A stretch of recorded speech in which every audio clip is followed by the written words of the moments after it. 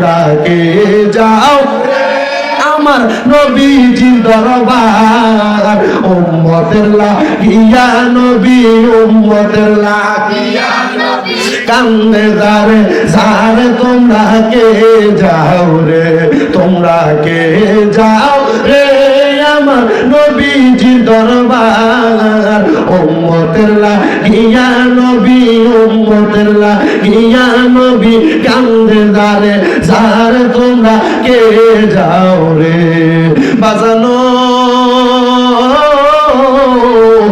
ও নবীর উম্মতের দলেরা ওই নবীজির পাগল ওই নবীজির আশিক একজন আল্লাহ পাকের বন্ধুর কথা বলবো জিনার দরবার হইল কুমিল্লা শহরের একবারে রাজগঞ্জ বাজারের পার্শ্ববর্তীতে দক্ষিণ দিকে জিনার নাম হযরতে হাফেজ কারি শাহ আব্দুল্লাহ গাজীপুরী রহমতুল্লাহ আলাইহি ওনার নামটা আপনারা অনেকে শুনেছেন হয়তোবা অনেকে শোনেন নাই ওই হযরতে শাহ আব্দুল্লাহ গাজীপুরী রহমতুল্লাহ আলাইহি কারণ আল্লাহর ওলির দরবারের মাহফিলে আইসা আল্লাহর ওলির ওয়াজ না করলে আপনারা বুঝবেন আর বুঝবেন না এজন্য বোঝার চেষ্টা করেন হযরতে শাহ আব্দুল্লাহ গাজীপুরী রহমতুল্লাহ আলাইহি যিনি কুমিল্লার সম্রাট বলা হয় কুমিল্লার শহর কুতুব বলা হয় কুমিল্লা শহরের রাজগঞ্জের দক্ষিণে দারোগাবাড়ি নামক জায়গায় হযরতে হাফেজ কারি শাহ আব্দুল্লাহ গাজীপুরী রহমতুল্লাহ আলাইহি আছেন ওই জায়গায় ওই আল্লাহর ওলি এমনি এমনি আসে নাই ওই হযরতে শাহ আব্দুল্লাহ গাজীপুরী ওনার জন্ম ছিল ভারতের গাজীপুর নামক এলাকায় কিন্তু ওনার জন্মসূত্রের ধারাবাহিকতা পাওয়া যায় না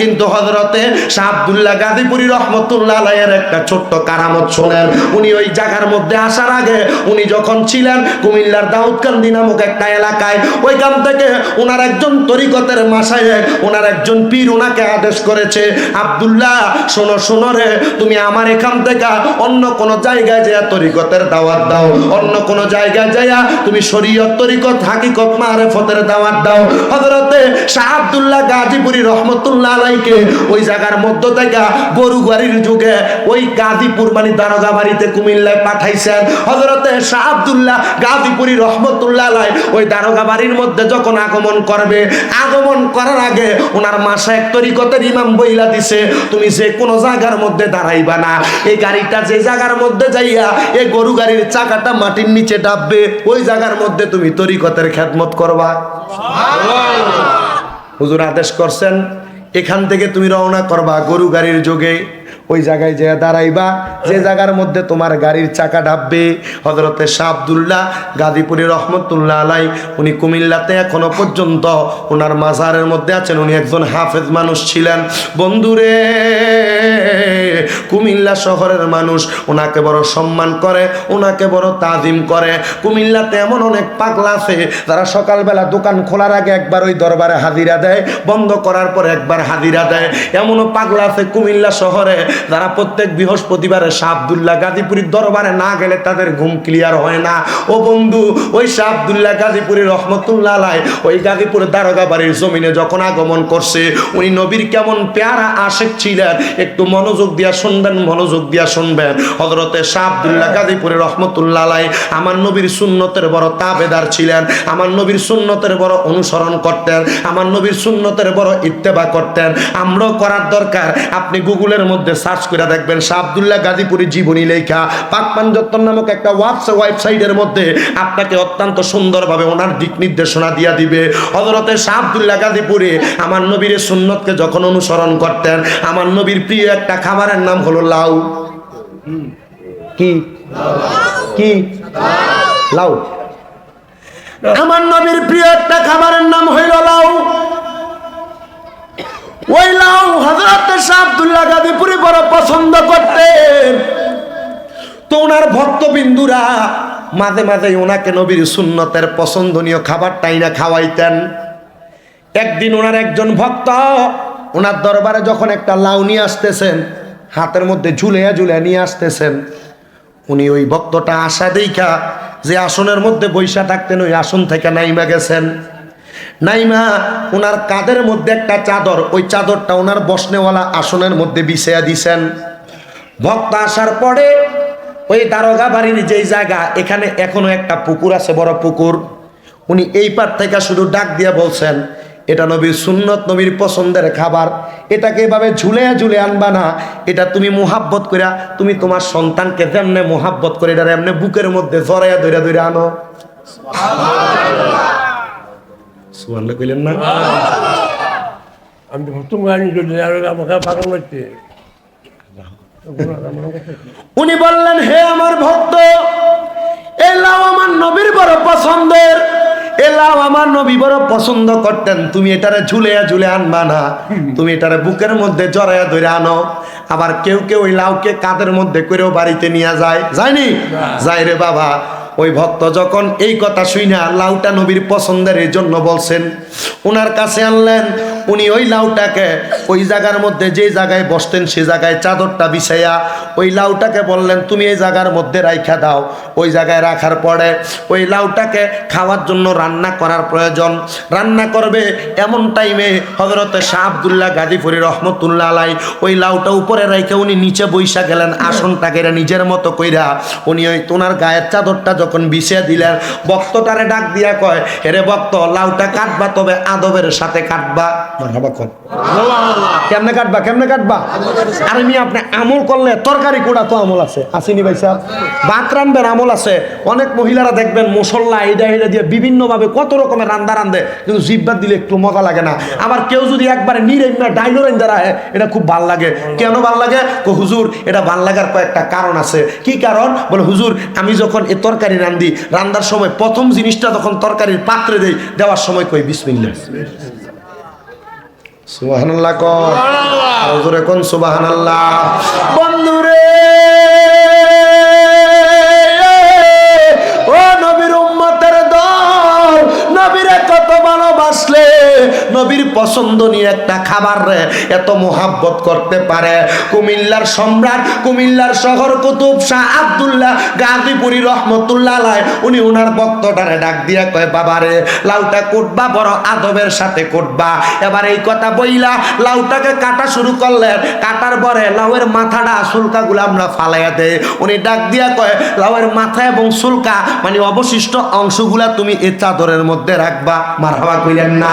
এই চাদরের মধ্যে রাইখা এবার লাউটাকে রান্না করতে যাবে। এমন টাইমে লাউটাকে রান্না করার আগে উনি ডাক দিয়া কয়, বাবা, লাউয়ের অবশিষ্ট অংশগুলা তুমি নিয়ে যাইবা, হাঁটু পানি পরিমাণ হাঁটু পানির মধ্যে নামবা, নাইবা তারপরে লাউয়ের তুমি খোসাগুলা ফালাইবা। ও মুসলমান, ও নবীর উম্মতের দল, এমন আদব রক্ষা করে হযরতে শাহ আব্দুল্লাহ গাজীপুরী রহমতুল্লাহ আলাই ওই দরবারের মধ্যে আসেন এখনো পর্যন্ত বিরাজমান।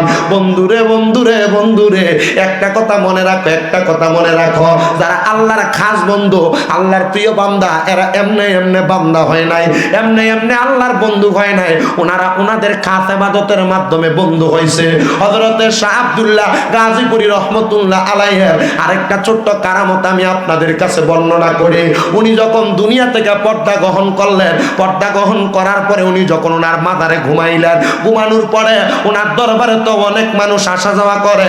হযরতে শাহ আব্দুল্লাহ গাজীপুরী রহমতুল্লাহ আলাইহির চাক্ষুষ কারামত হইল, অনেক মানুষ আসা যাওয়ার পথে একজন মা জননী আল্লাহর কাছে দোয়া করলেন, আল্লাহ, এই শাহ আব্দুল্লাহ গাজীপুরী রহমতুল্লাহ আলাইহি তো আপনার প্রিয় বন্ধু, ইনি যদি আপনার বন্ধু হইয়া থাকে, আল্লাহ, আমি আপনার কাছে দোয়া করি, আমার স্বামী দুনিয়ার জমিনের মধ্যে নেশা করে, আমার স্বামীটা নেশা করার কারণে আমাকে বিবাহ করার পরে আমি স্ত্রীর হকটা ভালো মতো আদায় করে না।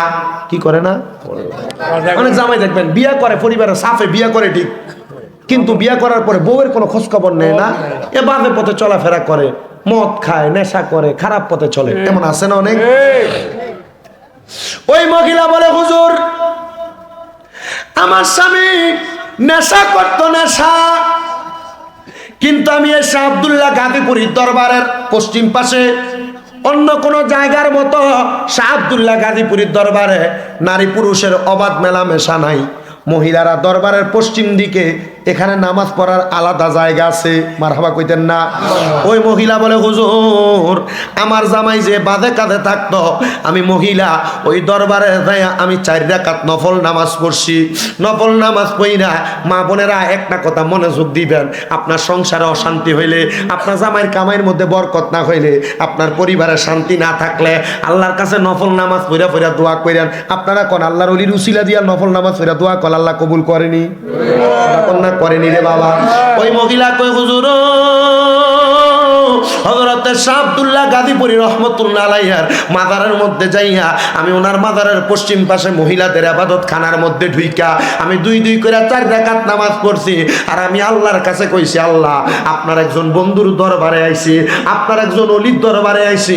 আল্লাহ এই হযরত শাহ আব্দুল্লাহ গাজীপুরী রহমাতুল্লাহ আলাইহির উসিলায় আল্লাহ আমার স্বামীটা বাজে কাজ করে, খারাপ কাজ করে, আমার স্বামীটার আমি কত চেষ্টা করি খারাপ কাজ থেকে আসার জন্য। ওই মহিলা কয় হুজুর আমার স্বামী শুধু নেশা করতো না, আমার স্বামী নেশার ব্যবসা করতো, আমার স্বামী বাজে কাজ করতো, খারাপ কাজ করতো। আজকে 7-8 বছর হয়ে যায় আমার স্বামী আমার সাথে সুন্দর কোনো আচরণও করে না, আমাদের কোনো সন্তানও দুনিয়াতে আসে নাই। হুজুর আমি দোয়াটা করলাম, আল্লাহ ও আল্লাহ তুমি যদি তোমার বন্ধুটারে ভালোবাসা থাকো, আল্লাহ তোমার বন্ধুর উসিলায় আমার স্বামীটারে তুমি ভালো বানিয়ে দাও। আমি মহিলা তো আশা করছিলাম আমার স্বামীটা আমারে বড় মোহাব্বত করবে, কিন্তু আমার স্বামী তো খারাপ কর্ম করে, নেশা দ্রব্য নিয়ে কাজ করে। এ বন্ধুরে তোমাদের স্ত্রীরা তোমাদেরকে বড় ভালোবাসে, মোহাব্বত করে, কিন্তু তোমার স্ত্রীটার কথা তুমি একটাবার চিন্তা করো। বাজে পথে পা দেওয়ার আগে তুমি তোমার নিজের স্ত্রীর কথা চিন্তা করবা, স্ত্রীর গায়ে হাত তোলার আগে স্ত্রীর কথা একবার চিন্তা করবা যে মেয়েটা 17-18 বছর বয়স পর্যন্ত তার মা বাবার কাছে মানুষ হয়েছে, ওই মেয়েটার তার মা হাতের মধ্যে মাসুলদানি দেয় নাই, পিছু ধরতে দেয় নাই, বাড়িতে কাজকর্ম করতে দেয় নাই। ওই মেয়েটা তোমার বাড়িতে আইসা নিজে কত চাকরের মতো কাজকর্ম করে তোমারে খুশি রাখার জন্য, কিন্তু তুমি স্বামী ওই মহিলা একটু উলট পালট করলে তুমি তার উপরে হাত তোলো, গালিগালাজ করো। আল্লাহর দোহাই রে মুসলমানের দলেরা, ও নবীর উম্মতের দলেরা, ওই মহিলা কয় 7 বছর বিয়ে হওয়ার বয়সে আমার স্বামী আমার সঙ্গে মেলামেশা করে না, আমার সঙ্গে ভালো আচরণ করে না। আমি আমার আল্লাহর কাছে দোয়া করতে লাগলাম, আল্লাহ ও আল্লাহ আপনি আপনার বন্ধুর উসিলা আমার জামাইটারে ভালো করেন। ওই মহিলা কয় হুজুর আমি এখান থেকে বাড়িতে গেলাম, আল্লাহর কাছে তাহাজ্জুদের নামাজ পড়া পড়া দোয়া করি আমার আল্লাহ যেন আমার স্বামীটারে হেদায়েত দান করে, আমার স্বামীটারে হেদায়েত দান করে। আমি যখন দোয়া করি হুজুর আমি 3 দিন যখন তাহাজ্জুদের নামাজ পড়া আল্লাহর কাছে দোয়া করছি গো হুজুর, হঠাৎ করে দেখলাম 4 দিনের মাথায় আমার স্বামী রাত্রবেলা ঘুম থেকে হঠাৎ করে লাফ দিয়ে উঠছে। আমার স্বামী যখন লাফ দিয়ে ওইটা কান্না করতেছে, হুজুর আমি আমার স্বামীর কাছে যাইয়া তার পাশে বৈশা তার পিঠটার মধ্যে হাত দিয়া বললাম, কি গো কান্না করেন কেন? আমার স্বামী চোখের পানি ফালায়া ফালে আমারে কইতাছে, স্ত্রী গো এই যে এত সুন্দর বাড়ি দেখো, আল্লাহর কসম এ বাড়িগুলো আমার হালাল টাকার বাড়ি না, আমি নেশা দ্রব্য বিক্রি করে হারাম পথে চইলা আমার বাড়ি বানাইছি। স্ত্রী গো শোনো আমি তোমরা যে খাওন খাওয়াই এ খাবারগুলা হালাল টাকার খানা না। ওই স্ত্রী কয় বিয়া হওয়ার আগে আমি জানতাম আমার জামাইটা খারাপ পথ ইনকাম করে, আমি প্রতি সপ্তাহে সপ্তাহে আমার বাবার বাড়ি থেকে আটা আইনা চাউল আইনা আমি আমার ঘরের খাওয়ান খোরাক চালাইতাম। মুসলমান রে আমি যখন আমার স্বামীকে এই কথা বলতে শুনলাম আমি জিগাইলাম আপনি এমন কেন বলেন?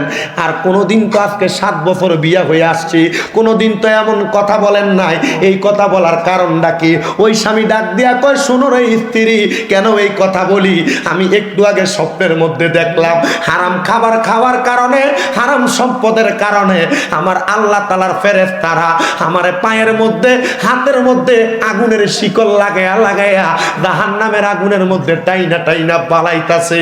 আর আমি স্বপ্নে দেখছি তুমি স্ত্রীও দাঁড়াইয়া রইছ, আমার মা বাবাও দাঁড়াইয়া রইছে, আমি আমার স্ত্রী তোমারে ডাক দিছি, মা বাপরে ডাক দিছি, মা আমারে বাঁচাও, হো আব্বাই আমারে বাঁচাও, হো স্ত্রী আমারে বাঁচাও।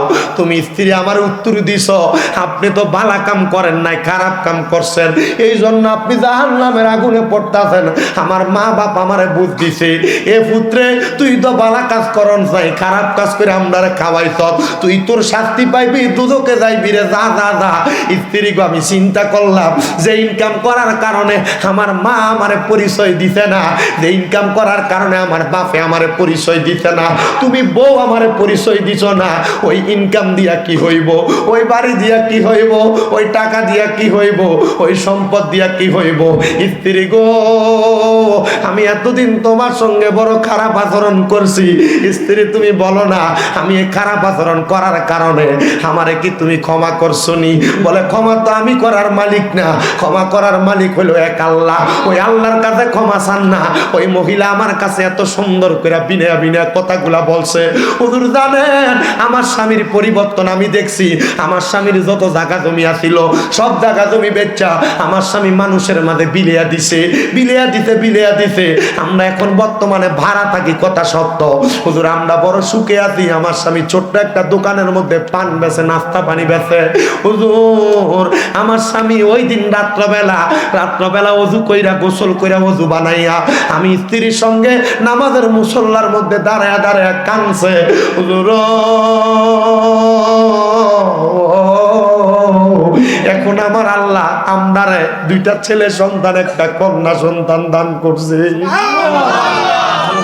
হুজুর আমার স্বামী যখন আমার কাছে কান্না কইরা, ফজরের নামাজ পড়া কানতে কানতে আমার ডান উরুর মধ্যে মাথাটা রাইখা আমার জামাই যখন ঘুমায়া গেছে, আমার স্বামীটারে ঘুমের মধ্যে পালাইয়া বোরকাটা গায়ে দিয়া পাগলনির মতো শাহ আব্দুল্লাহ গাজীপুরীর দরবারে গেছি। আমি 2 রাকাত নফল নামাজ পড়া আমার আল্লাহরে কইছি, আল্লাহ তোমার বন্ধুরা যে সত্য, তোমার ওলিরা যে সত্য, আজকে আমি একটা প্রমাণ পাইছি গো আল্লাহ। আল্লাহ ও আল্লাহ আমার স্বামীর পরিবর্তন চোখে দেখার মতো গো আল্লাহ। চিন্তা করো রে মুসলমান, একটা মহিলা যদি ওই স্বামীটারে আল্লাহর ওলির দরবারে দেয় কান্নাকাটি কইরা আমার আল্লাহর কাছ থেকে হেদায়েত কামনা করে হেদায়েত আনতে পারে, আমরা যদি আল্লাহর কাছে আজকের মাহফিল শোনার পরে জীবনে যত গুনাহ করছি, যত পাপ করছি, যত অন্যায় করছি, আমার আল্লাহর কাছে ক্ষমা প্রার্থনা করি, আমার আল্লাহ আমরার জীবনের গুনাহ মাফ করতে পারে কি পারে না? বন্ধুরে শুধু মাফ করবে না, মাফ করবে না রে, দুনিয়াতে তুমি সকল পাপ ছাইরা দিয়া যদি আরো বেশি তাড়াতাড়ি জান্নাতে যাইতে চাও, তোমার মা বাপ যদি বাচ্চা থাকে ওই মা বাবার কদমে লুটাইয়া পড়বা। সন্তানের দলেরা বউয়ের বায়ায় পড়া মা বাপের মনেও কষ্ট দিও না, মা বাপরে মোহাব্বত করো, মা বাপরে ভালোবাসো, মা বাপরে ইজ্জত করো। বলে হুজুর কেন এই কথাটা বললেন? আমি বলবো জান্নাতে যাওয়ার জন্য 5 ওয়াক্ত নামাজ যেমন প্রয়োজন, তোমার মা বাবার সন্তুষ্টি তেমন ভাবে প্রয়োজন। মা বাবার কাছে ক্ষমা প্রার্থনা করবা, আম্মা আব্বার কদমের মধ্যে পড়া যাইবা। বলে হুজুর কেন কেন কেন? কারণ এখানে তো অনেকে আছো তোমরার মা বাপরে বাদ দেও না, অনেকে আছো বড় ভাইয়ের লগে ঝগড়া কইরা, ভাইয়ের বউয়ের লগে ঝগড়া কইরা মা বাপরে আলাদা কইরা দিছ। অনেকে আছো বউয়ের কথা একানি মায়ের সন্তান, তোমার তো আরো 2-3টা ভাই আছে, তারা কি লেগা ভাত খাওয়ায় না, এই কথা শুনে তুমি তোমার মা বাপরে জুদা কইরা দিছ, আলাদা কইরা দিছ। দুনিয়াতে মারামারির জন্য বিচার বসে না, কাটাকাটি চুরির জন্য, হিংসা রাহাজানির জন্য বিচার বসে না। বর্তমান সমাজে মা বাপরে বাদ দেওয়া নিয়ে বিচার বসে। তোমার মা তোমার ঝগড়ার স্টিম রুলারের শিকার হইয়া বড় ভাইয়ের ঘরে 1 সপ্তাহ ভাত খায়, মেজো ভাইয়ের ঘরে 1 সপ্তাহ ভাত খায়, ছোট ভাইয়ের ঘরে 1 সপ্তাহ ভাত খায়। আল্লাহর কসমে মা বাপরে ভাত না দিয়া আমি শামীম দাদা না আরো বড় বড় মৌলবী সাহেবরা ওয়াজ শুনলেও কোনো লাভ হবে না। কেন কেন কেন রে? কারণ ওয়াজ শুনবা আল্লাহরে খুশি করবার লাগা, আর আল্লাহ কয় ওই মা বাপ অখুশি হইলে, মা বাপ বেজার হইলে আমি আল্লাহ বেজার হইয়া যাই। ওই আল্লাহ যদি বেজার হইয়া যায় সেজদা দিয়া কপাল কালা বানাইতে পারবা, কোনো লাভ হবে না। সন্তান রে কেউ যদি মা বাপরে জুদা কইরা দিয়া থাকো, মা বাপরে এমন আলাদা কইরা দিয়া থাকো, ওয়াদা করো আজকে এই দুলালপুরের হোমনা দুলালপুরের খাদা রাস্তা না থেকে এখান থেকে বাড়ির যাইয়া আম্মা আব্বার পাটির মধ্যে জড়াইয়া জড়াইয়া ধরবা, ধরে কইবা মা গো মা, ও মা আল্লাহর হস্তে মাফ চাই, মাফ কইরা দেন। আব্বা আল্লাহর হস্তে মাফ চাই, মাফ কইরা দেন। আপনি এতদিন ঘরে ঘরে হাইটা হাইটা ভাত খাইতেন, আমার কোনো ভাই আপনারে ভাত খাওয়াইতো, কোনো ভাই খাওয়াইতো না। এখন থেকে আপনি মা আমার ঘরে ভাত খাইবেন। সন্তান রে, ওই মা বাপ জীবিত থাকা অবস্থায় খেদমত করা শুরু করো। মা বাপ কত বড় রত্ন, এই রত্নরে যত্ন করো। এই রত্নরে যত্ন না করলে দুনিয়ার সম্পদ কামাই করবা শান্তি পাইতা না, টাকা পয়সা ইনকাম করবা কোনো শান্তি পাইতা না। লাখ লাখ টাকা হাজার হাজার টাকা ব্যাংকে ঘরে ড্রয়ারে পড়ে থাকবো, কিন্তু মা বাপরে দেওয়ার মতো ক্ষমতা তোমার থাকবে না। হায় রে হায়, ওয়াদা করো এখান থেকে যাইয়া মা বাপের পাউডির মধ্যে ধরবা, তোরা কইবা মা, তোরা কইবা আব্বা আল্লাহর হস্তে আমারে মাফ কইরা দেন। যতক্ষণ পর্যন্ত তোমার মা বাপ মুখ দিয়ে কইছে তোমারে মাফ কইরা দিছি, ততক্ষণ পর্যন্ত মা বাবার পাউডার ছাড়বা না। বলে হুজুর কেন? কারণ মা বাপ মাফ না করলে স্বয়ং আল্লাহ তোমারে মাফ করতো না। সন্তান রে, কেন তুমি তোমার মা বাপরে জুদা কইরা দিলা? মা বাবা আলাদা আলাদা খাইবো। আরে মা বাপরে কইবা আপনারা মা বাবা দুইজন এক ঘরে খানা খাইবেন, আমরা তিন ভাইয়ের ঘর থেকে তিন রকমের তরকারি আপনাদের সামনে দিব। আরে মা বাপ বুড়া হওয়ার পরে জিহ্বার স্বাদ নষ্ট হইয়া যায়, মা বাপ কোনো কিছু মন চাইলো সন্তানের কাছে খোঁজে না, সন্তান নিয়ে কোনো ধমক দিয়া দেয়। আমার দিকে তাকা, আমি বাড়ি থেকে যে কোনো সময় বাইর হওয়ার সময় আমি আমার মারে আমার আব্বারে জিগাই বারবার কি লাগবো কি লাগবো। কেন জিগাই জানুনি? কারণ আমার মা বাপ যদি না থাকে, আমার মা বাবার হাতে আমি এক টাকাও দিতে পারবো না। ওই দিন আমি আমার এক বড় ভাইরে কইলাম, ভাই সাবো আপনার মা আপনার কাছে এত টাকা খোঁজে কেন? খোঁজা লাগে? আমারে কইছে আমার কাছে খুঁজে মা দরকার এই জন্য খোঁজে। আমি কইলাম দেন না কেন? কয় হুজুর টাকা নিয়ে মা বাপ কি জানি করে আমি জানি না। আমি জিগাইলাম আপনার তো বাবা নাই, বাবা যে মারা গেছে, আব্বা এখন আপনার কাছে আইসে 100 টাকা চাইনি, চাইলে দিবেননি? কয় হুজুর বাপ যে মরে গেছে মনটা বড় কষ্ট, বাপরে দিতে পারি না। অবশ্যই আব্বা 100 টাকা না 1 লাখ চাইলেও দিয়া দেবো। আমি তারে বুঝাইয়া দিলাম মা এখন চাইতেছে, মাটা মরে যাওয়ার পরে মাও চাইতো না, কার কাছে তুমি তোমার টাকা দিবা? সন্তান রে, মোহাব্বত যদি অন্তরে লাগে, বউয়ের কথা শুই না, ভাইয়ের সঙ্গে ঝগড়া করে মা বাপরে আলাদা কইরো না, মা বাপরে অবহেলা কইরো না, মা বাবার কদমে ধরে মাপ চাইও। বলে হুজুর আমি মাপ চাবো দূরের কথা, আমি দুই ঈদে মা বাবার পায়ে ধরে আমি সালামি তো করি না। আল্লাহর নবী, রহমতের নবী কই উম্মত রে, মা বাবার শুধু সালাম করা না, মাঝে মাঝে সুযোগ পেলে আম্মা আব্বার কদমে চুমা দিবা। আমি স্বামীন দাদা ছোট মানুষ হইতে পারি, আল্লাহ তাআলা আমার মা বাবার দোয়ার বরকতে আমার সম্মানের জায়গায় বসাইছে। আপনাদের দোয়ার বরকতে কুমিল্লা শহরে এখনো 6-6টা মাদ্রাসা আমি গুনাহগারের আছে, এর মধ্যে 2টা মহিলা মাদ্রাসা। আমি চিন্তা করি এগুলা আমার নিজের যোগ্যতায় না, একমাত্র আমার মা বাবার দোয়ার বরকতে হইছে। সন্তান মাঝে মাঝে সুযোগ পাইলে আম্মা আব্বার কদমে চুমা দিবা, আম্মা আব্বার কদম ধরে ধরে সালাম করবা। কয়জন মা বাবার পায়ে ধরে সালাম করে, কয়জন চুমা করে? জিগাইলে কয় হুজুর আমার শরম লাগে। না রে না, যার মা নাই তারা জিজ্ঞাস করো। হুজুর যাদের বাড়িতে মা আছে, আজকে ওয়াজ শুনা যায় তারা তারার মার পায়ের মধ্যে ধরে মাপ চাইবো। আমরা তো মা নাই, আমরা কার পায়ে ধরে মাপ চাইবো? হুজুর যারার বাড়িতে আব্বাই আছে, তারা বাড়ির যায় আব্বার পায়ে ধরে মাপ চাইবো। আমরা তো আব্বা নাই, আমরা কার পায়ে ধরে মাপ চাইবো? সন্তান রে, আগে একবেলা ভাত না খাইলে তোমার মা তোমারে বারবার বলতো কিরে সন্তান ভাত দি খাইছস না, পেটটা দি তোর পিঠের লগে লাইগা যায়। কিন্তু এখন মা মারা গেছে, কেউ একবার জিগায় না, 2-3 বেলা খানা না খাইলো জিগায় না ফুট কেন খানা খাও না? সন্তান রে, তোমার আব্বা জান নিজে ফিরা লুঙ্গি পরছে, তোমার দামি জামা কাপড় পরাইছে। এ সন্তান, এখন তুমি লাখ লাখ টাকার মালিক, আব্বারে 500 টাকা দিয়ে কিনে একটা লুঙ্গি কিনা পরাইতে পারো না, আব্বা জান অন্ধকার কবরে। হে সন্তানের দল, হে নবীর উম্মতের দলেরা, ওই মা বাপ যদি কবরে থাকে, সন্তান মা জননী আগে মুরগি প্রথম ডিমটা পারলে তুমি পুতেরে খাওয়াইতো, গাছে কোনো ফল পাকলে তুমি পুতেরে খাওয়াইতো। কিন্তু সন্তান মা জননী ঘরে 3 রকমের 2 রকমের তরকারি তরকারি রান্না করলে, মাছ রান্না করলে মা তোমার টুকরাটা তোমারে দিত, বাবার টুকরাটা বাবারে দিত। মা মায়ের মাছের টুকরাটা খাইতো না, রাইখা দিত আমার সন্তান রাত্রবেলা মজা করে মাছটা দিয়া ভাত খাইবো। অভাবের কথা মা ফুতের কাছে বলতো না। আজকে তোমার মা কবরে, তোমার ঘরে কত হাজার হাজার মানুষ খানা খায়, কিন্তু তুমি তোমার মারে এক লোকমা খানা মুখে তুলে দিতে পারো না। আম্মাজান সিরা কাপড় রে সুই সুতা দিয়া সিলাইয়া পড়ছে, ওই কাপড় রাস্তার মধ্যে মা 10-20 টাকা রাখছে, স্কুল মাদ্রাসায় যাইতে তুমি পুতের হাতে দিয়া দিছে। মা জননী সকালবেলা পান্তা ভাত গুলা খাইছে না, তুমি সন্তান কষ্ট করে রোদের থেকে আইবা, মা পান্তা ভাত গুলা তুমি পুতের জন্য রাইখা দিছে। কিন্তু এখন তোমার কাছে খানার অভাব নাই, তোমার কত খাবার নষ্ট হইয়া পড়া থাকে, কিন্তু তুমি তোমার মার মুখে এক লোকমা ভাত তুলা দিতে পারো না। কি হইব রে এই টাকা দিয়া, যদি তুমি এই টাকা দিয়া তুমি তোমার মা বাপরে সুখ না দিতে পারো?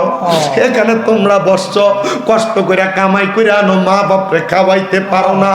পর্দার অন্তরালে কত মহিলারা বৈশা রইছে, যাইয়া দেখ এরা কান্না করতেছে। জিগা কেন কান্দেন?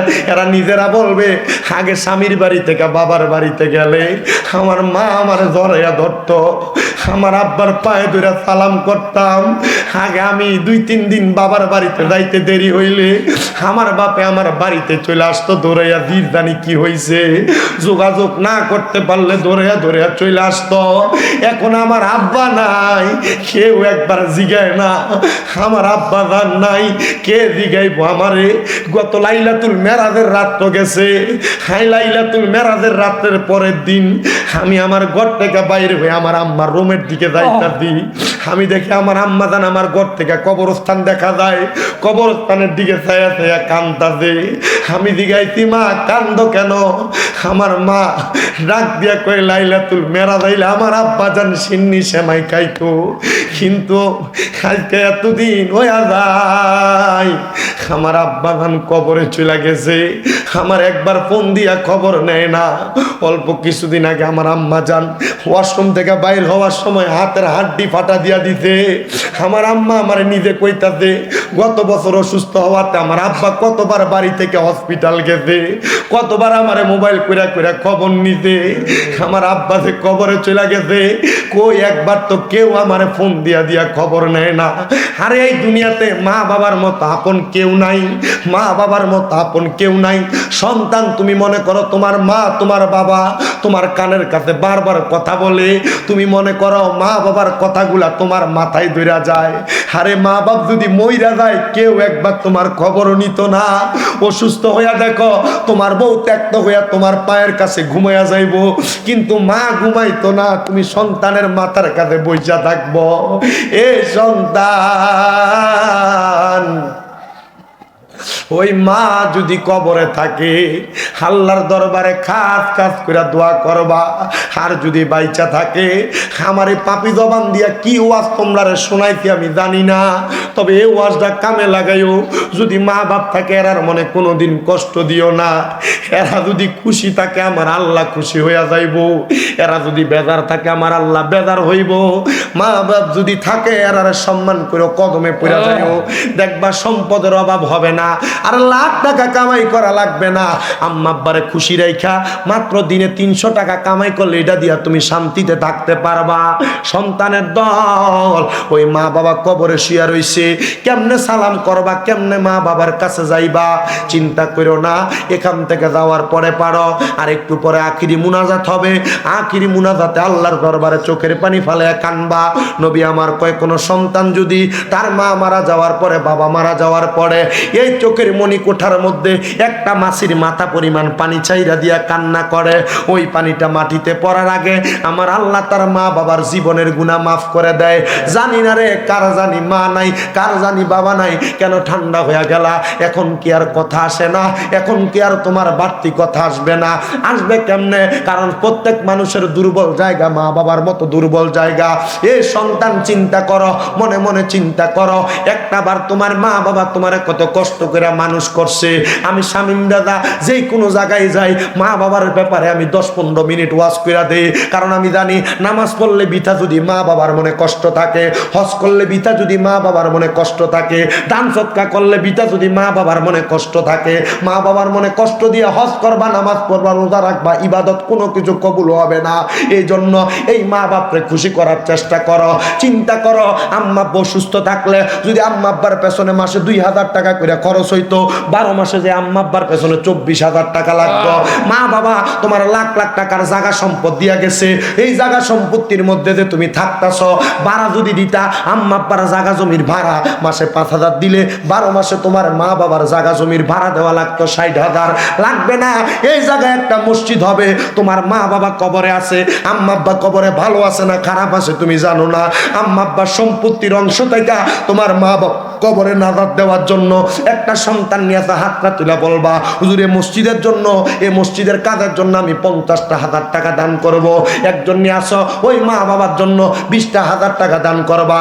একজন নিয়ে আসো, ওই মা বাবার জন্য 10,000 টাকা দান করবা। আর সন্তান আম্মা আব্বা সুস্থ থাকলে আম্মা আব্বার যদি হাত খরচ মাসে 1,000 টাকা দিতা, 12 মাসে 12,000 টাকা লাগতো।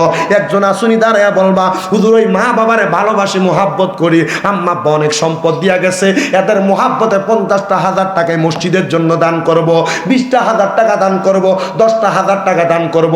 আসেনি একজন হাতটা তুলে বলবেন?